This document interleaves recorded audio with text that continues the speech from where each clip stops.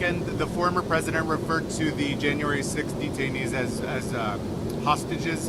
Did Mr. Biden see those comments, and was there any reaction, or does he plan to address that at all? I mean, look, you heard from the president on Friday. He gave a really important, critical speech on January 6th, and I've said this, and the president has said this many times. Like, we saw on January 6th was an attack on our democracy. We saw, and not just us, the American people saw 2,000 insurrectionists really attack the Capitol, and we saw a Confederate flag flying around in the Capitol. That's what we saw. And not just that, police officers were injured.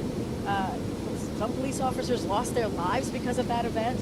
And so you heard that from the president. As it relates to what you asked me about the hostages, look, I want to be careful. We follow the law. We don't comment on 2024.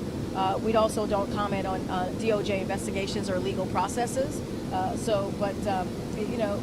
I've seen American veterans note that how grotesque and offensive to compare those convicted of assaulting cops and attempting to overthrow the American government, that veterans have died defending innocent Americans, like in Israel, and people of other nationalities who were abducted during Hamas atrocities on October 7th. So it is, like I said, it is grotesque to make those type of comparisons. And the president, spoke very forcefully of how he saw January 6th and laid out there's a choice that we have to make here. There's a choice that we have to make, that the American people have to really that's decide. a condemnation, isn't it, Karine, of making that comparison?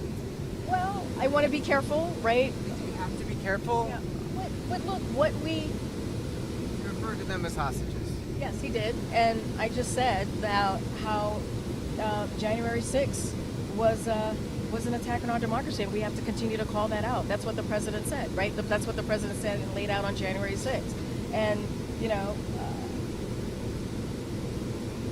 it is, look, what we saw on January 6th cannot be repeated again.